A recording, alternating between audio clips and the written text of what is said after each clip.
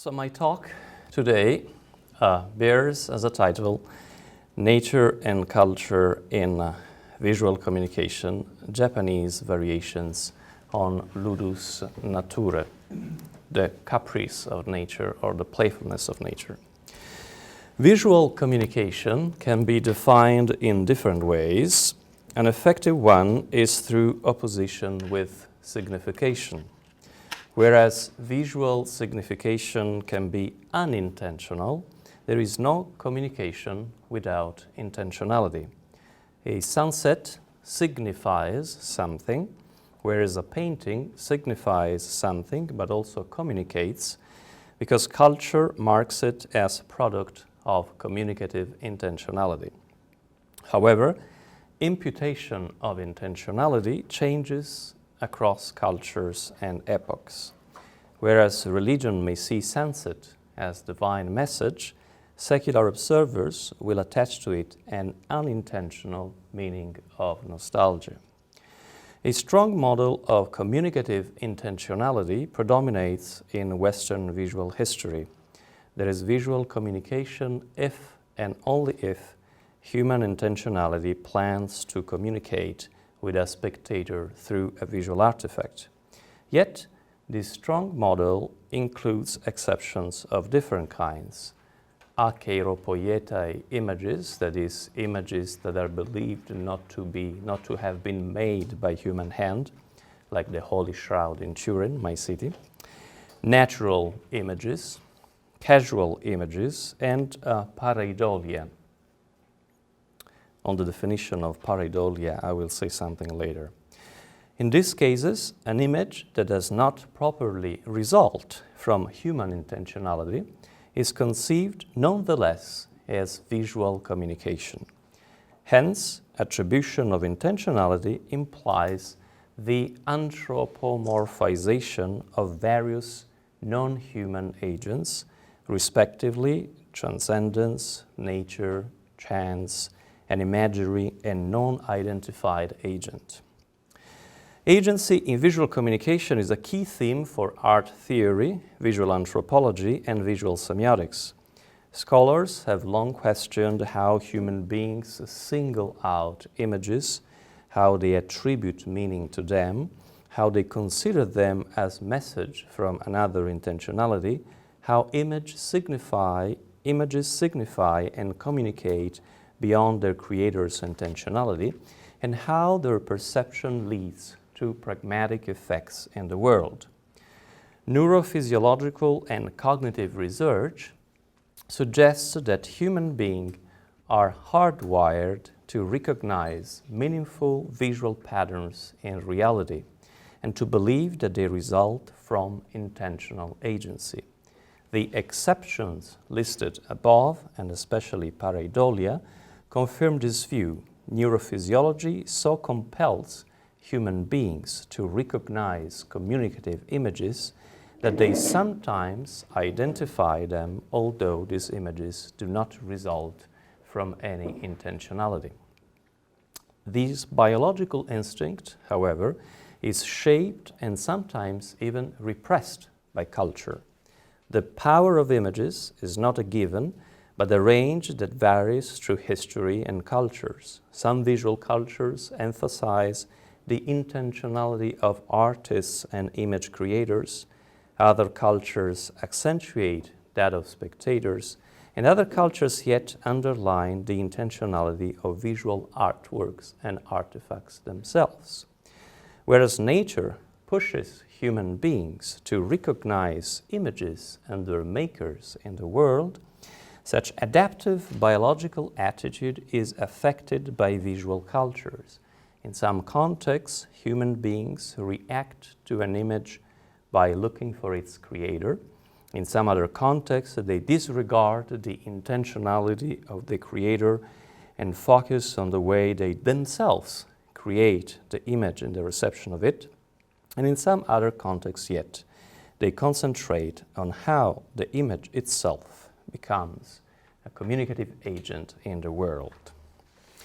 One of the first authors to hint at the possibility of non-human-made communicative images is Pliny the Elder, the encyclopedic author of the natural history, Naturalis Historia. I always joke with my students, I say that Pliny the Elder is like the Wikipedia of antiquity. In book 36 of his monumental work, Pliny expounds on the variety of Greek marbles. He dwells on that which is found in the Isle of Paros and relates an extraordinary event. Once a block was split into halves and the figure of Silenus made its appearance. Pliny does not disclose who the author of this image might have been, but implicitly admits that nature is able to produce complex images in all similar to those created by human beings.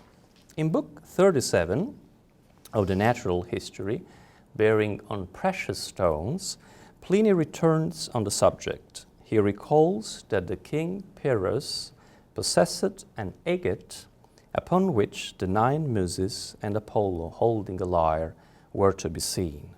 According to Pliny, that was, I quote, not a work of art, but the spontaneous produce of nature, the veins in it being so arranged that each of the Muses had her own peculiar attribute, end of quote.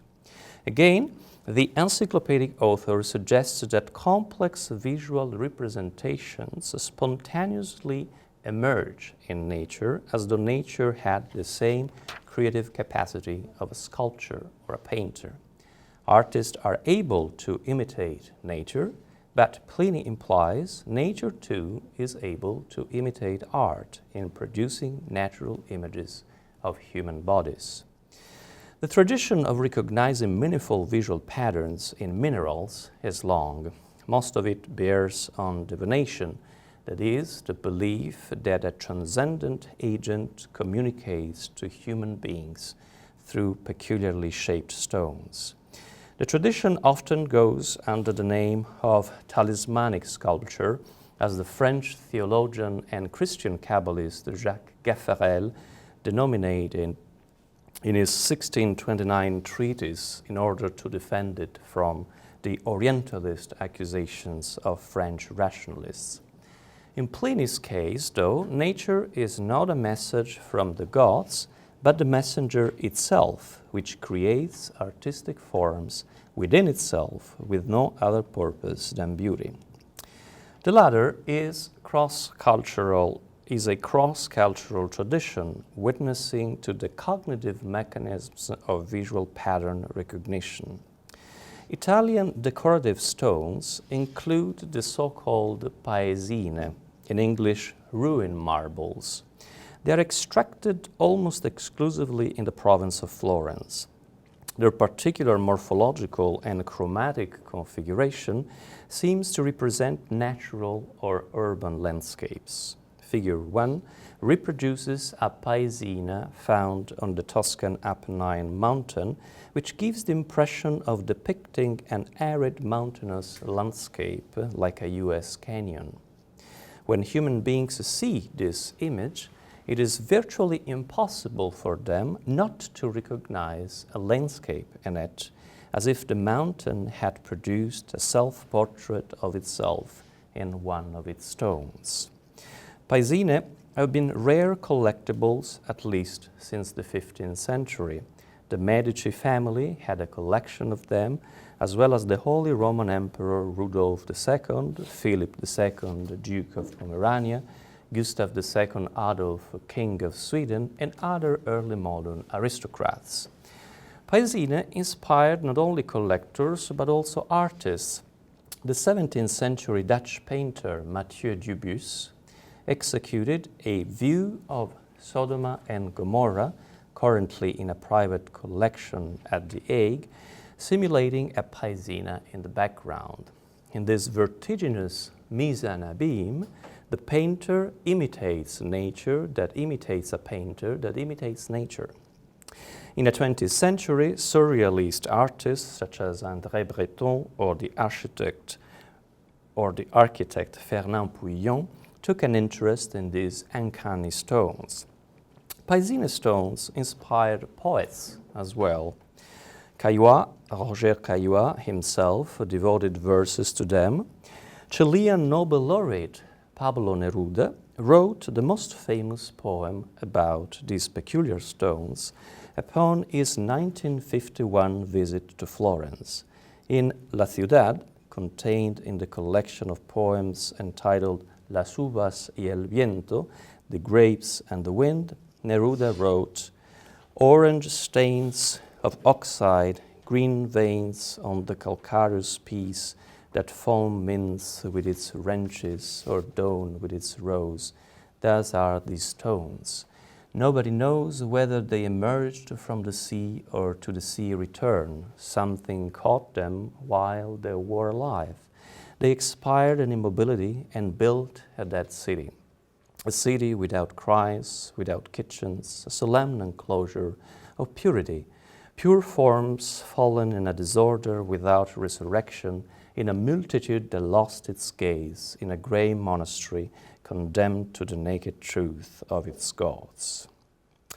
As a consequence of the cognitive instinct that pushes human beings to identify intentional iconic messages in chaotic visual environments, stones encourage fantasy cross-culturally. In no culture, this instinct has given rise to more refined reverie than in the Japanese one.